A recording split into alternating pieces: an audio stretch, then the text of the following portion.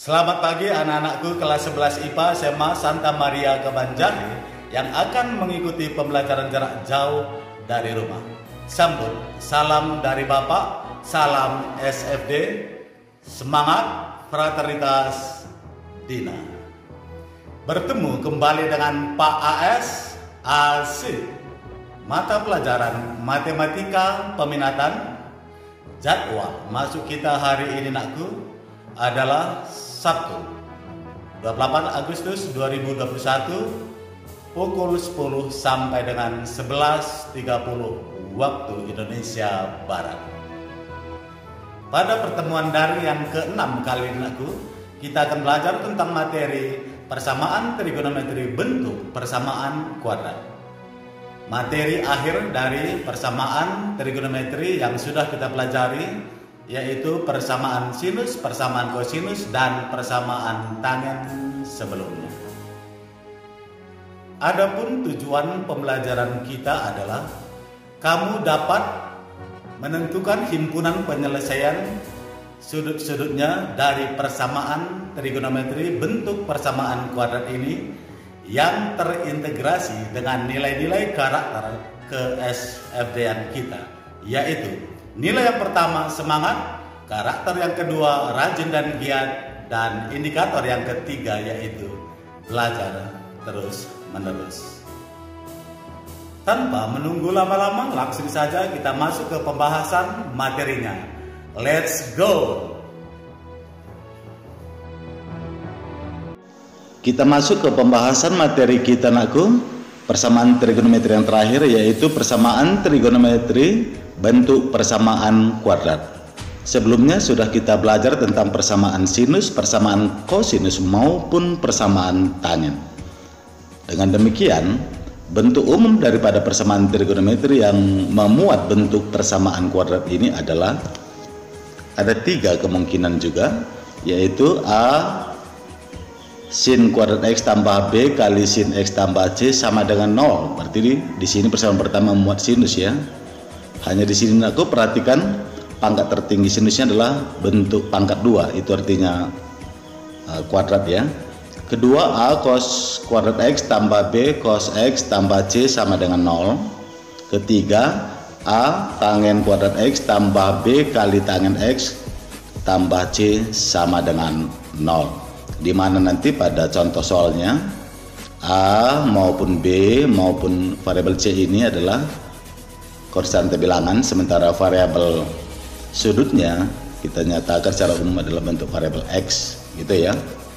Nah, langsung aja, bagaimanakah langkah-langkah menentukan himpunan penyelesaian untuk sudut X dari ketiga persamaan trigonometri bentuk persamaan kuadrat tersebut ya. Ini dia anakku caranya. Langkah pertama adalah ubah terlebih dahulu persamaan trigonometri tersebut ke bentuk persamaan kuadrat lewat pemisalan dalam bentuk variabel baru nanti ya, artinya di luar daripada variabel X. Langkah kedua, faktorkan bentuk persamaan kuadratnya. Kenapa? Karena dari langkah pertama sudah kita ubah bentuk dari persamaan trigonometri ke bentuk persamaan kuadrat. Maka langkah kedua, bentuk persamaan kuadratnya kita faktorkan ya. Baru langkah ketiga, setelah kita faktor persamaan kuadratnya, kita perolehlah akar-akar persamaan kuadratnya yang memuat variabel baru nanti. Baru langkah yang keempat, kembalikan ya akar-akar yang baru kita peroleh dalam bentuk variabel baru itu kembali ke bentuk pemisalan ya yang memuat persamaan trigonometrinya ya. Langkah kelima, kita peroleh ya persamaan trigonometrinya tentunya ya. Baru langkah terakhir keenam adalah selesaikan persamaan trigonometri ini dengan rumus persamaan trigonometri. Apakah rumus persamaan trigonometri sinus, persamaan kosinus, atau persamaan tangen? Tergantung soalnya memuat sin, cos, maupun tangen. Perhatikan langsung contoh soal yang Bapak berikan ini nakku, yaitu tentukanlah himpunan penyelesaian sudut X dari persamaan trigonometri berikut, yaitu 2 kali sin kuadrat X kurang 5 kali sin X sama dengan minus 2, dengan syarat batas-batas X yang diberikan adalah dari 0 sampai dengan 360 derajat. Langsung aja kita jawab. Baik Naku, di sini langkah pertama seperti yang Bapak tuliskan di atas tadi adalah gitu ya. Langkah pertama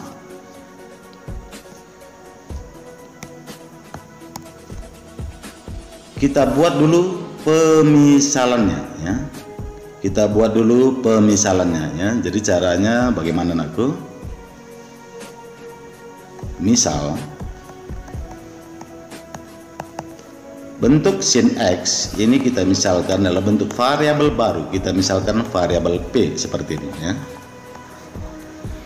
Nah, setelah itu kembalikan dia ke bentuk persamaan kuadrat. Berarti langkah kedua ya. Langkah kedua kita kembalikan dia ke bentuk persamaan kuadrat, atau Pak singkat PK persamaan kuadrat ya.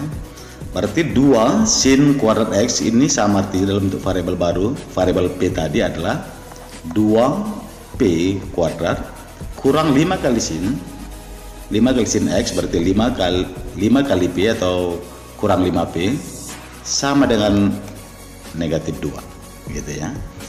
Nah, kita ketahui bahwa bentuk umum dari persamaan kuadrat Naku harus di ruas kanan ini 0, berarti pindahkan ke ruas kiri.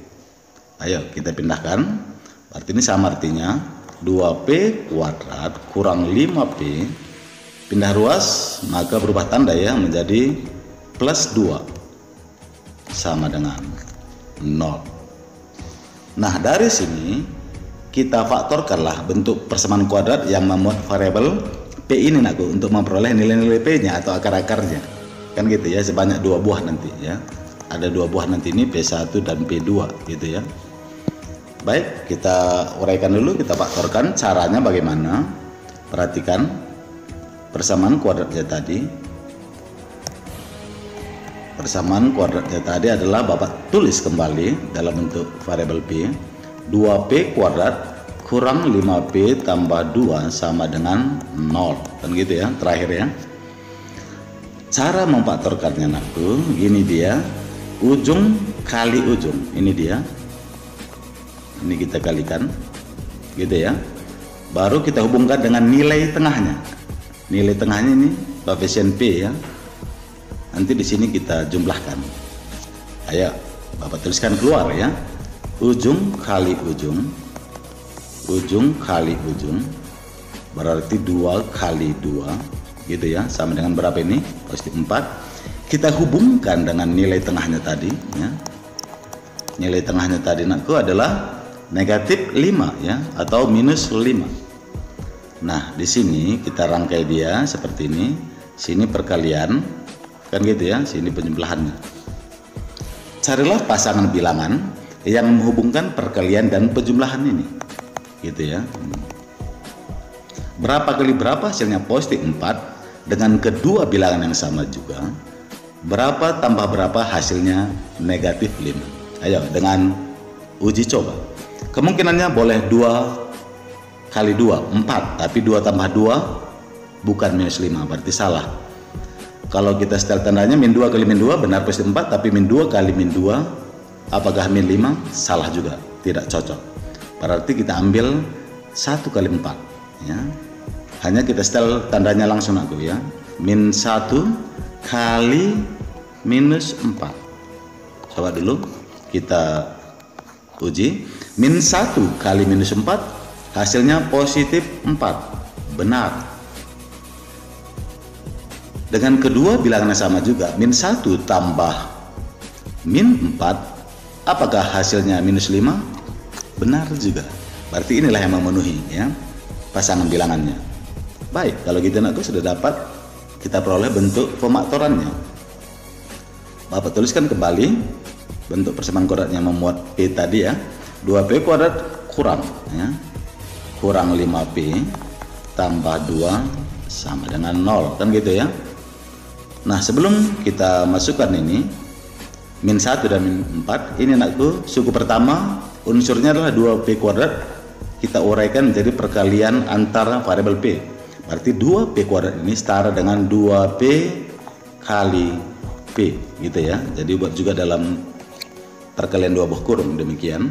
Setelah itu baru kita ambillah yang pasangan bilangan yang baru kita peroleh tadi, yaitu min 1 dan min 4. Ayo kita tuliskan min 1 negatif 1. Jangan langsung ditinggalkan aku. Ini langsung kita bagikan dengan koefisien P dari kurung lain atau tanda kurung yang lain. Koefisien P yang di sini adalah 1, berarti dibagi 1 ya, atau positif 1 sama saja ya.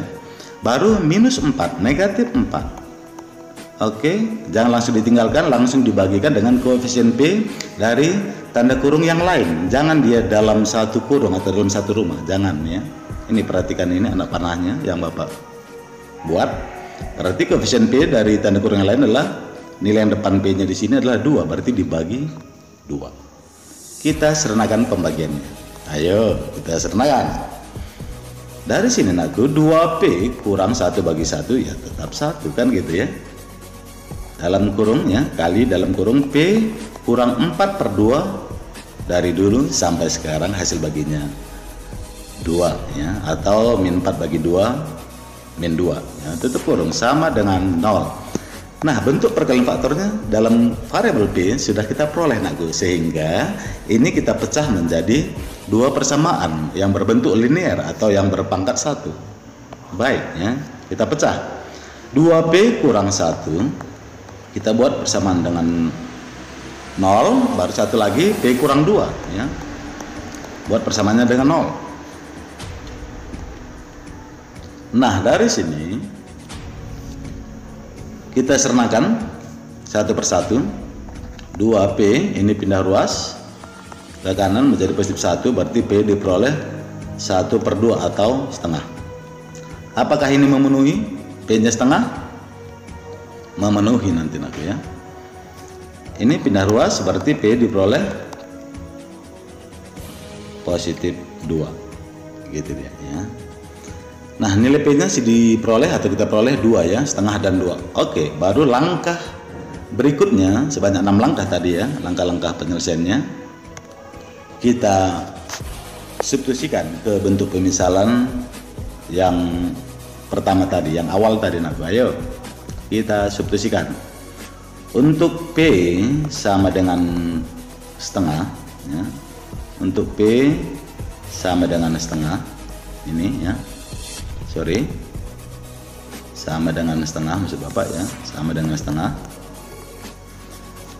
Kita substitusikan ke bentuk pemisalan tadi, yaitu sin X sama dengan P, kan gitu tadi nak ya. Berarti dari sini sin X nya gantikan P nya dengan nilainya setengah. Apakah ini memenuhi? Memenuhi nakku, karena nilai minimum maupun maksimum untuk sin dan cos nilainya adalah dari min 1 sampai positif 1. Ternyata setengah ini masuk di dalamnya atau di intervalnya ya, memenuhi ya. Berarti dari sini dapat kita selesaikan sin X sama dengan sinus berapa derajat kah supaya nilainya setengah. Ini identik dengan sinus 30 derajat kan gitu dia ya. Nah, dari sini nakku sudah dapat persamaan trigonometri yang pertama yang memuat sinus ya. Oke, lanjut saja. Untuk P yang kedua ya. Untuk P yang kedua adalah nilainya tadi kita peroleh positif 2. Oke, substitusikan lagi ke pemisalan. Sin X sama dengan P, berarti sin X sama dengan 2. Sinus berapa derajat kah? Nilainya 2. Di sini nakku tidak ada ya yang memenuhi. Kenapa? Ingat ya. Ingat ini catatan ya. Sin X maupun kosinus sama saja nakku. Nilai minimum dan maksimumnya ya, kedua nama fungsi trigonometri ini, yaitu hanya memenuhi dari min 1 nilai terkecil atau minimum dan terbesarnya adalah positif 1. Ternyata kalau 2 sudah di luar interval ini berarti tidak ada sinus yang memenuhi, ya. Sinus berapa derajat pun tidak ada nilainya 2. Paling tinggi atau maksimumnya 1 dan paling kecil atau minimumnya min 1. Berarti sin X sama dengan 2 kita buang aja karena tak memenuhi. Cukuplah ini aja kita ambil, ya, persamaan trigonometrinya, tepatnya persamaan sinusnya, ya. Berarti kalau gitu kita selesaikan persamaan sinusnya, ya. Langkah berikutnya, sin X sama dengan sin 30 derajat, ya. Oke, ini hanya catatan di luar aja nakku, ya, supaya mengingat kembali.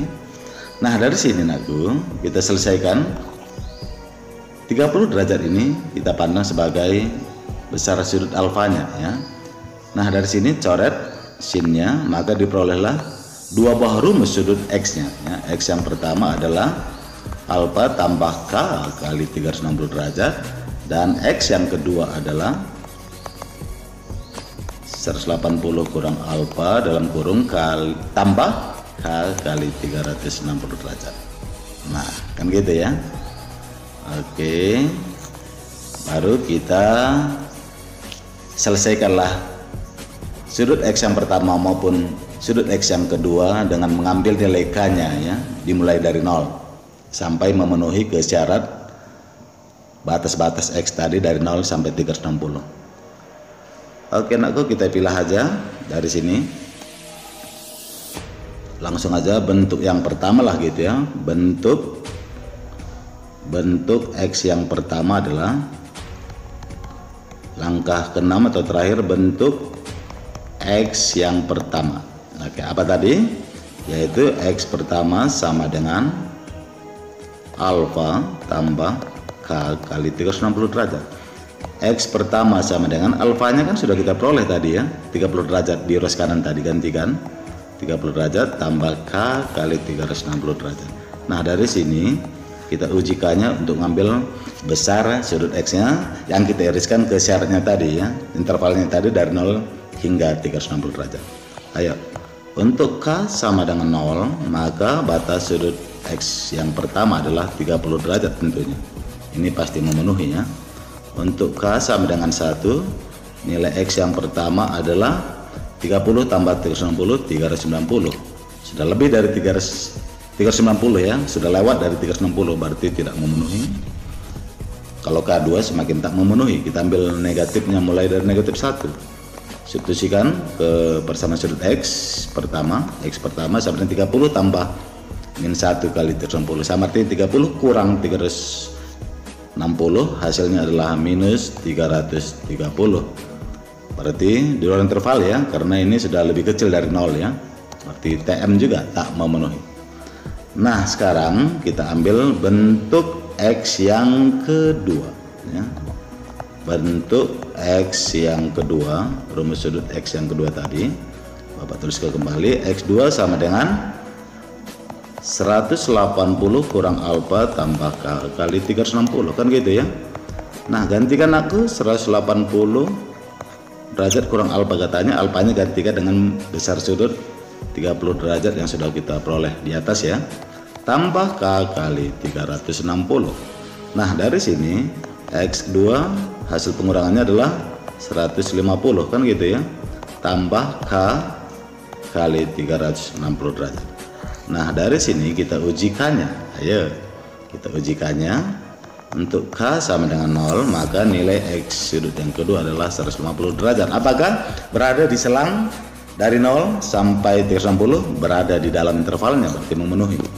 Untuk K sama dengan 1, maka substitusikan ke rumus sudut X kedua, maka besar sudut X kedua diperoleh adalah 150 tambah 360, kan gitu, ya. Diperolehlah 510 derajat, sudah lebih dari 360, tidak memenuhi. Oke, kita ambil K2 sama kita memenuhi. Kita ambil K-nya minus, mulai dari minus 1, ya. Untuk K sama dengan minus 1, substitusikan ke rumus sudut X yang kedua tadi nakku.